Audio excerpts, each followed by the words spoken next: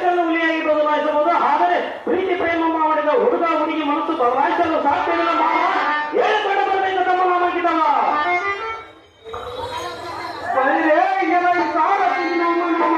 ಏನಂದರೆ ಅದೇನು ದೇವ ಕೂಡಿಸುವ ಎಲ್ಲ ವೀರ ಪಟಕ್ಕೆ ಹೈದರಾಯದ ಒಡೆದನೆ ಬರಗಾಗೆ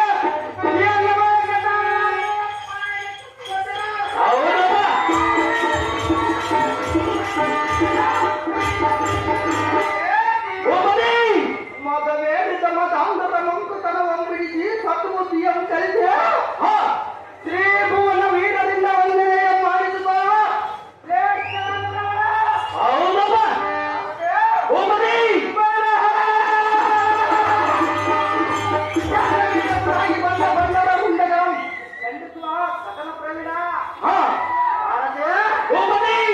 ಮೃಗವಂಶ ಕುಲೋತ್ಪನ್ನ ಮಹಾಮುನಿ ಜಮದಗ್ನಿಯ ಕುಮಾರ ರೇಣುಕಾದೇವಿ ಅಮ್ಮನವರ ಗರ್ಭಾಗಿಯಲ್ಲಿ ತಾರಾಪತಿ ಅಂತ ಉದ್ಭವಿಸಿದ ದುರವೀರ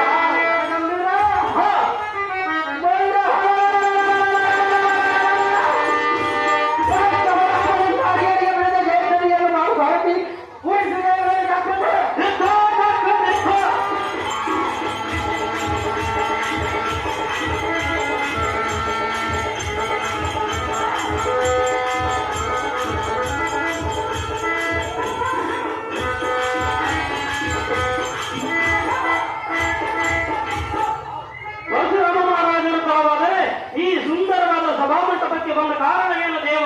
ದಿವ್ಯ ಪ್ರಭಾವ. ಸಾರಥಿ ಈ ಸುಂದರವಾದ ಸಭಾ ಮಂದಿರಕ್ಕೆ ಬಂದ ಕಾರಣವೇನೆಂದರೆ ಅದೇನು ದೇವ?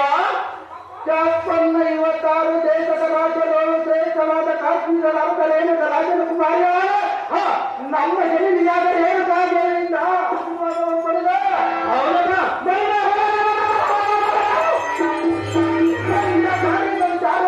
ವರ್ಣವಾಯಿತು ಕನ್ಯಾ ಭಾರತಿ ನಮ್ಮ ಜನತೆಯ ಬಳಿಗೆ ಹೋಗುವುದಾಗ್ತದೆ. ದೇವ ದೇವ ಮಹಾನುಭಾವ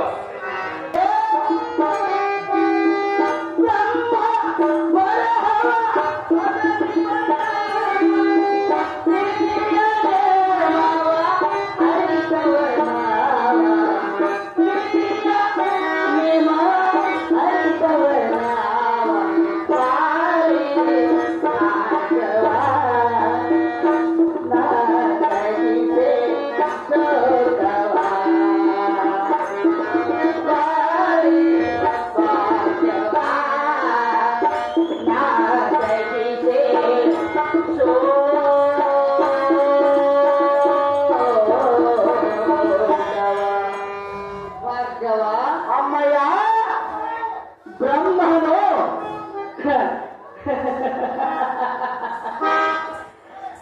ನನ್ನ ಹಣೆಯಲ್ಲಿ ಎಂಥ ಬರಹವನ್ನು ಬರೆದಿರುವನು. ಆ ಸೃಷ್ಟಿಕರ್ತ ಬ್ರಹ್ಮನು ನಿನ್ನ ಹಣೆಯಲ್ಲಿ ಎಂಥ ಬರಹವನ್ನು ಬರೆದಿರುವನು ಮಾತೆ. ಆ ಬ್ರಹ್ಮನು ಬರೆದ ಬರಹವನ್ನು ಬದಲಿಸಲು ಯಾರಿಂದಲೂ ಸಾಧ್ಯವಿಲ್ಲ ರಾಮ. ಅದು ಯಾತಕ್ಕೆ ಜನರೇ? ನೀನೇ ನೋಡಿಸಿ ನಿನ್ನ ತಾಯಿಯ ಅಮ್ಮ ರೇಣುಕಾ, ಏನಿದು ನಿನ್ನ ಮಾತಿನ ಆತಂಕ? ಅಮ್ಮಯ್ಯ, ಮುಖ ಛಾಯದ ಪ್ರತಿಯನ್ನು ನೋಡಿದರೆ ನಾವು ಕೇತವಿನಿಂದ ಹಿಡಿಯಲ ಮಟ್ಟ ಚಂದ್ರನಂತೆ, ಅಗ್ನಿಯಿಂದ ದಗ್ಧವಾದ ವೃಕ್ಷನಂತೆ, ಸೂರ್ಯನ ಕಿರಣಗಳಿಂದ ಬಾಡಿದ ಕಾಲದಲ್ಲಿ ನಿಮ್ಮ ಮುಖವು ಬೆಳೆಗುಂದಿದ ಕಾರಣವೇನು ಮಾತೆ?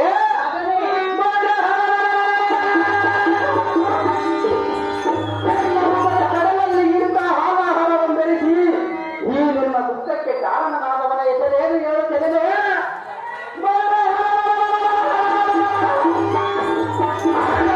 ಅವನ ಕತ್ತು ಕತ್ತರಿಸಿ ಈ ನಿಮ್ಮ ಪಾದ ಚಲನಕ್ಕೆ ಅರ್ಪಿಸುವರು. ಮಾಡಿದ ತಿಳಿದು ಮಾತ್ರ ಯಾವ ಕಾರಣಕ್ಕಾಗಿ ನಿಮ್ಮ ಮನದ ಬೇಟ ರಾಮ? ಅಮ್ಮಯ್ಯ, ಈತಕ್ಕಾಗಿ ಅಳುತ್ತಿರುವೆ ಅಮ್ಮಯ್ಯ ಎಂದು ಕೇಳಿದೆಯಾ? ಕೇಳಬೇಡ ರಾಮ. ಅದು ಯಾಕೆ ಕೇಳಬಾರದು ಅಮ್ಮಯ್ಯ? ಬಂದ ಕಷ್ಟವನ್ನು ಈ ಭಾಷವ ರಾಮನು ಪರಿಹರಿಸುವನು ಮಾತೆ. ಅದು ಯಾತಕ್ಕೆ ಹಾಗಾಯಿತು ಅಮ್ಮಯ್ಯ? ನನ್ನ ಕಣ್ಣೀರು ಸಾಮಾನ್ಯ ಬಂದ ಕಷ್ಟವನ್ನು ಎಲ್ಲ ಮುಂದೆ ಮಾತೆ. ಮಗನೇ, ಅಮ್ಮಯ್ಯ, ತಾಯಿಗೆ ಬಂದಿರುವ ದುಃಖವು ತಾಯಿಯನ್ನೇ ಅಡಗಿಸಿ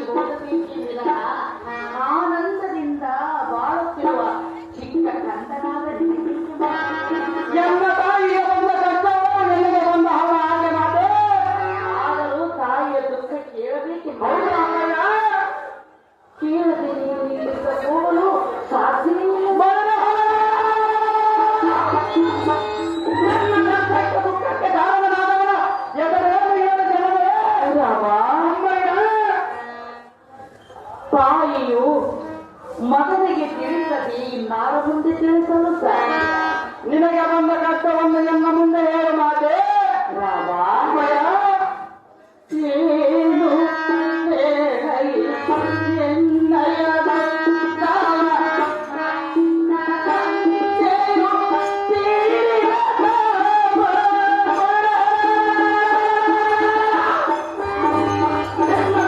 ಅಪ್ಪಯ್ಯನು ಯಾವ ಕಾರಣಕ್ಕೆ ಮರಣ ಹೊಂದಿದನು ಮಾತೆ? ಅದಕ್ಕೆ ಕೇಳಬಾರದು ಅಮ್ಮಯ್ಯ. ಅಮ್ಮಯ್ಯ, ಏಕೆ ಅಳುತ್ತಿರಲಿ ಅಮ್ಮಯ್ಯ ಎಂದು ಕೇಳಿದೆ. ಹೌದು ಮಾತೆ. ಆದರೆ ನನ್ನ ದುಃಖಕ್ಕೆ ಕಾರಣನಾದವರು ಯಾರು ಎಂದು ಮಾತ್ರ ಕೇಳಬೇಡ. ಅದು ಯಾತಕ್ಕೆ ಮಾತೆ? ಹೇಳುವ ಇಷ್ಟ ನನಗಿಲ್ಲ ಮಗನೇ. ಅದು ಯಾತಕ್ಕೆ ಮಾತೆ? ನಾನೇನು ಎಂಬುದು ಪುತ್ರರೇ ಹೇಗೆ ಅಮ್ಮಯ್ಯ? ಮಗನೇ, ಅಮ್ಮಯ್ಯ, ಹೇಳಬೇಕು ಎನ್ನುವ ಆತುರ ನಿನಗೆ ಬೇಡ ಮಗನೇ. ನಿನಗೆ ಕಷ್ಟವನ್ನು ನಾನು ಪರಿಹರಿಸುವನು ಮಾತೆ. ಅಮ್ಮಯ್ಯ, ತಂದೆಯನ್ನು ಕರೆದುಕೊಂಡೇನಲ್ಲ, ಕರೆದುಕೊಂಡರೆ ನಿನ್ನ ತಂದೆಗೆ ಕಾರಣಕ್ಕೆ ಮರಣ ಆದವನ ಹೆಸರೇನು ಹೇಳು ಜನನೇ? ಮತ್ತೆ ಹೇಳಿದರೆ ನಿನ್ನನ್ನು ಕರೆದುಕೊಳ್ಳುವ ಶಕ್ತಿ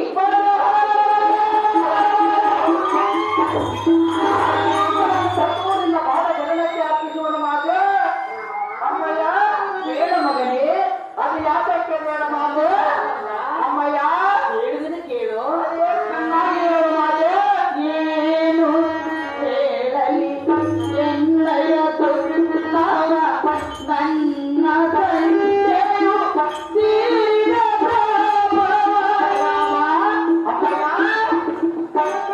ನಿನ್ನ ತಾತನನ್ನು ಕೊಂದ ಅರ್ಥವನು ಯಾರು ಎಂದು ಕೇಳಿದೆಯಲ್ಲ. ಹೌದು ಮಾತೆ. ಕೇಳಿದರೆ ನೀನೇನು ಮಾಡಲು ಸಾಧ್ಯ?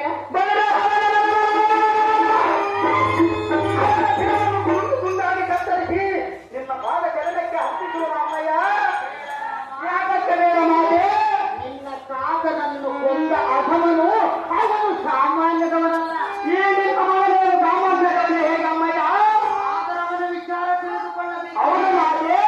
ನೀನು ಹೋಗಲು ಸಾಧ್ಯ. ಎಷ್ಟು ಮಾತ್ರಕ್ಕೂ ಸಾಧ್ಯವಿಲ್ಲ ಜನರೇ. ಕೇಳು ರಾಮ. ಹೇಳು ಮಾತೆ.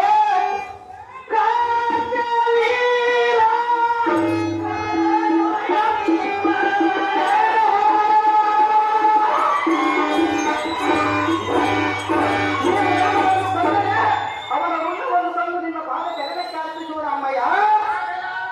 ಅದು ಯಾತಕ್ಕೆ ಹಾಗಲಾರದು ಮಾತೆ? ಅವನು ಸಾಮಾನ್ಯದವನಲ್ಲ. ಈ ನಿನ್ನ ಮಗನೇನು ಸಾಮಾನ್ಯದಲ್ಲಿ ಹೇಗೆ ಮಾತೆ? ವೀರರಾಜನ ಕೈಯಿಂದ ಅವನ ಕಾರ್ಯ ಚಿಕ್ಕ ಕಂದನಾಗ ನಿನ್ನಿಂದ ಸಾಧ್ಯವಾಗಬಹುದು. ನಾನು ರೋಗಸಾಗರ ಜಗ್ನಿಯರ ಗರ್ಭಾತಿಯಲ್ಲಿ ಜನಿಸಿದವನು ಮಾತೆ. ಅಮ್ಮಯ್ಯ, ತಾತನನ್ನು ಕಳೆದುಕೊಂಡು ದುಃಖವು ಅಡಗದಿದ್ದಾಗ ಮತ್ತೆ ಅವರನ್ನು ಸಂಹರಿಸುವುದೆಂದರೆ ನಿನ್ನನ್ನು ಕಳೆದುಕೊಳ್ಳುವ ಶಕ್ತಿ ಈ ನಿನ್ನ ತಾಯಿ ಇರುವುದೆಂದು ತಿಳಿದುಕೊಂಡಿದೆಯಲ್ಲವ. ಅಮ್ಮಯ್ಯ, ನೀನಿನ್ನೂ ಚಿಕ್ಕವನು ಎನ್ನುವುದು ಮರೆಯಬೇಡ. ನಾನು ಚಿಕ್ಕವನಾದರೂ ನನ್ನ ಕೈಯಲ್ಲಿ ಇರುವ ಈ ಬಿಲ್ಲು ಬಾಣಗಳನ್ನು ಚಿಕ್ಕಬೇಕಾದೆ. ವೀರ ಜೋಳನು ಎಂಬವ ಕಳೆದ ಎನ್ನಯ ತಂದೆ ಪ್ರಾಣವ, ಕಳೆದ ಎನ್ನಯ ತಂದೆ ಪ್ರಾಣ.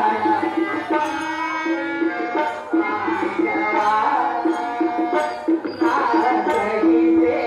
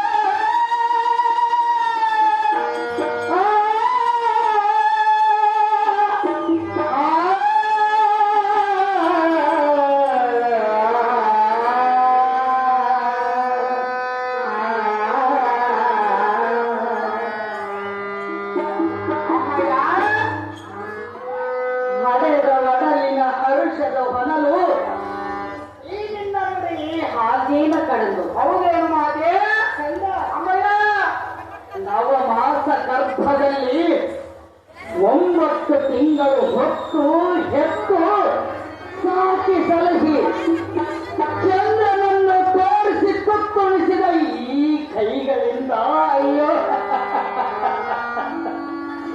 ಹದವನಾದ ಕಾರ್ತವೀರನ ಕೈಗೆ ಒಪ್ಪಿಸಲು ಹೆತ್ತ ಕರಳು ಒಪ್ಪಲಾರದು ರಾಮ.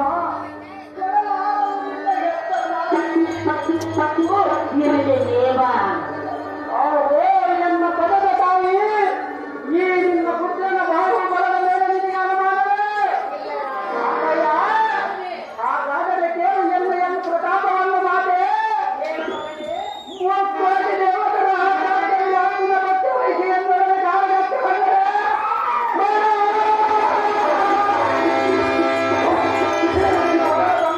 ನಾನು ಎಂದಿಗೂ ಹಿಂದೆಲೆಯಾರಿನ ಅವಳೇ ರಾಮ. ಅಯ್ಯ ನಿನ್ನ ಚಿಂತೆಯನ್ನು ಬಿಟ್ಟು ಬಿಡಿದರೆ ಅದು ಹೇಗೆ ರಾಮ?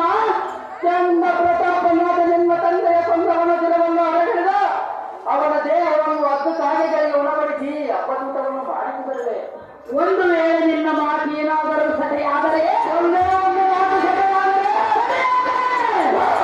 ಎಂತ ಎಂಬುದೇ ಈ ಸುಂದರ ಬಡವನಿಗೆ ಜನ್ಮ ಧಿಕ್ಕಾರ ಮಾಡಬಾರದು. ಹೋಗಬೇಕಾದ್ರೆ ರಾಮ ಅಮ್ಮಯ್ಯ ಚೊಕ್ಕಟವಾದ ಈ ನಿನ್ನ ನುಡಿ ಕೇಳಿ ಅಕ್ಕರತೆಯ ಕರಳು ಕತ್ತರಿಸಿ ಹೋಗಿ ಬಾ ಮಗನೇ ಎಂದು ನೇಮವನ್ನು ಕೊಡುವಳೆಂದು ನೀನು ತಿಳಿದುಕೊಂಡೇ ಕಂದ. ನೀನು ನೇಮವನ್ನು ಕೊಡುವವರೆಗೂ ನಿನ್ನ ಮಾತೆ ಅದು ಯಾತಕ್ಕೆ ಸಾಧ್ಯವಿಲ್ಲ ಮಾತೆ? ನಾನೆಂಬ ಅಹಂಕಾರದಿಂದ ನೆತ್ತಿಗೆಯುತ್ತ ಆವಧೋರಕ್ತರಾದ ಕಾರ್ತಿಯ ರಾಜ್ಯವು ದೇವದಾನವರಿಗಿಂತಲೂ ಶಕ್ತಿಯಿಂದ ಬೆಚ್ಚಿ ಬೀರಿದವನವನು.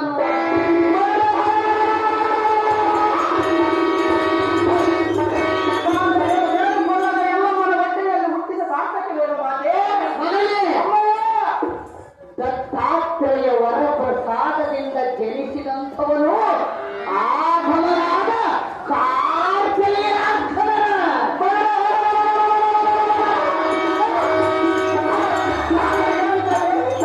ಜಾತನು ಮಾತೆ ಅವನ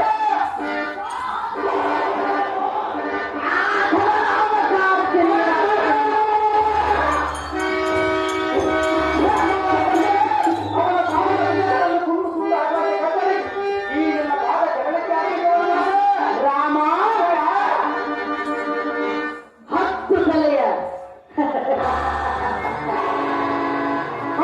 ತಲೆಯ ರಾವಣಾಸುರನೇ ಅವನನ್ನು ಸಂಹರಿಸಿ ಬರುವೆನೆಂದು ಫಲ ಕೊಟ್ಟು ಹೋದವನು ಅವನ ಮಾತಿಗೆ ಒಡಂಬಟ್ಟು ಆ ಕಾಡಿನ ರಾಜನನ್ನು ಏರಿದಂತೆ ಬಾಳಿದವನು 10 ತಲೆಯ ಆ ರಾವಣಾಸುರ.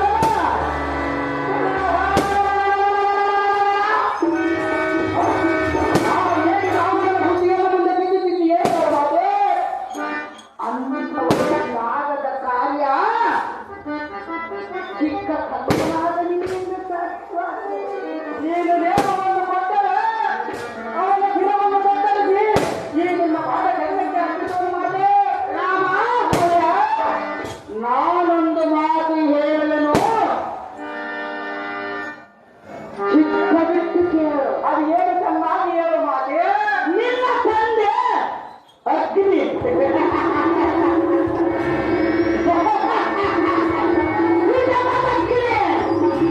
ರಾಮ, ಅಮ್ಮಯ್ಯ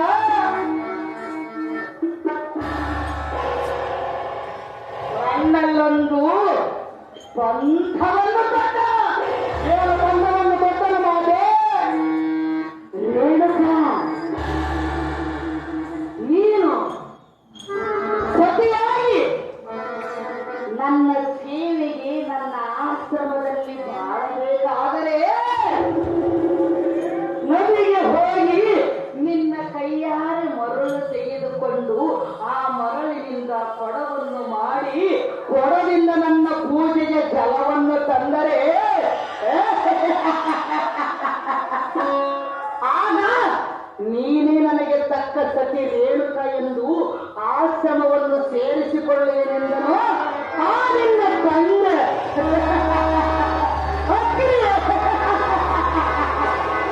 ಯಮದಗ್ನಿ. ಅಮ್ಮಯ್ಯ, ನಿನ್ನ ತಂದೆಗೆ ಕೊಟ್ಟ ಮಾತು ಉಳಿಸುವುದಕ್ಕಾಗಿ ನದಿಗೆ ಹೊರಟಾದ ದಾರಿಯಲ್ಲಿ ಏನಾಯಿತು ಗೊತ್ತಿಲ್ಲ. ಏನಾಯಿತು ಮಾತೆ? ನಾಗ ಸರ್ಪವು ನನ್ನ ಎದುರಿಗೆ ಬಂದು ನಿಂತಿತು. ಮನುಷ್ಯನ ರೂಪದಲ್ಲೆತ್ತು ನನ್ನೊಡನೆ ಎರಡು ಮಾತನಾಡಿತು. ಹೌದೇನು ಮಾತೆ? ಏನೆಂದು ಕೇಳು ರಾಮ. ಅಮ್ಮಯ್ಯ, ಅಮ್ಮ ರೇಣುಕಾ, ನೀನು ಚಿಕ್ಕವಳಿರುವಾಗ ನಾನು ನಿನ್ನನ್ನು ಕಚ್ಚಿದ ಕಾರಣ ನಾನೀಗ ಶಾಪಗ್ರಸ್ತನಾಗಿರಲಿಲ್ಲ. 1 ವರ್ಷ ಪರ್ಯಂತರವಾಗಿ ಸಿಂಬಿಯಾಗಿ ನೆಲೆಸಲು ಅನುಮತಿ ನೀಡುತ್ತಾಯಿ ಎಂದು ನಾಗಸರ್ಪವು ಕೇಳಿಕೊಂಡಿತು. ಅದೇ ಸಮಯಕ್ಕೆ ನಾಗಸರ್ಪವು ಸಿಂಬೆಯಾಗಿ ನೆಲೆಸಿತು. ನದಿಗೆ ಹೋದೆನು, ಮರಳಿನ ಕೊಡದಿಂದ ನಿನ್ನ ತಂದೆ ಪೂಜೆಗೆ ಜಲವನ್ನು ತಂದೆನು. ಆಗ ನೀನೇ ನನಗೆ ತಕ್ಕ ಸತಿ ರೇಣುಕ ಎಂದು ನಿನ್ನ ತಂದೆ ಆಶ್ರಮವನ್ನು ಸೇರಿಸಿಕೊಂಡರು. ಅವನೇನು ಮಾತೆ? ಇಂಥ ರೇಣುಕಾ ದೇವಿಯ ಗರ್ಭದಲ್ಲಿ ಜನಿಸಿದ ನೀನು ಆಗ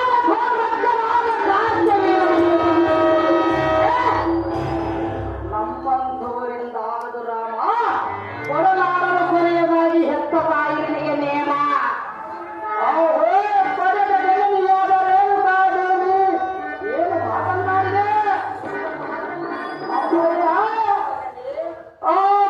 ಭಕ್ತನಾದ ಕರ್ತವ್ಯರಾಜನ ದೇವದಾನವರಿಗೆ ಮೀರಿದವನನ್ನು ಹೇಳಿದೆಯಲ್ಲ. ಆದರೆ ನಿನ್ನ ತಲೆಯನ್ನು ಮುಂದೆ ಅವರ ಪರಾಕ್ರಮವು ನಡೆಯುವುದಿಲ್ಲ. ಅದು ಹೇಗೆಂದರೆ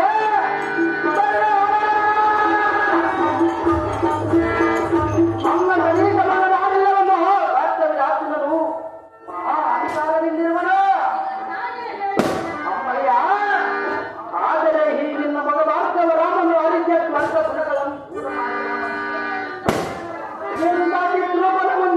ಮುಂದೆ ಕರ್ತವ್ಯರಾಜನನು ವಿವರಿಸಬಲ್ಲವರೇ.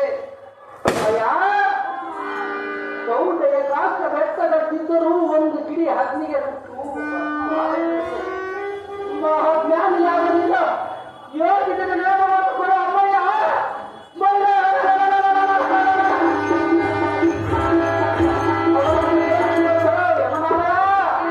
ಅಮ್ಮಯ್ಯ ಅಸಮನಾದ ಕಾಶ್ಮೀರಾರ್ಥವನ್ನು ಸಂಹರಿಸಿಕೊಳ್ಳಯ್ಯ. ಸಹಜವಾಗಿ ಸಂಹರಿಸಿಕೊಳ್ಳುವ ಮಾತೆ ತಾಯಿಗೆ ಕೊಟ್ಟ ಮಾತಿನಂತೆ ನಡೆದುಕೊಳ್ಳುವ. ಸಹಜವಾಗಿ ನಡೆದುಕೊಳ್ಳುವ ಅಮ್ಮಯ್ಯ. ಹಾಗಾದರೆ ಹೇಳಬೇಡ. ಅದೇನು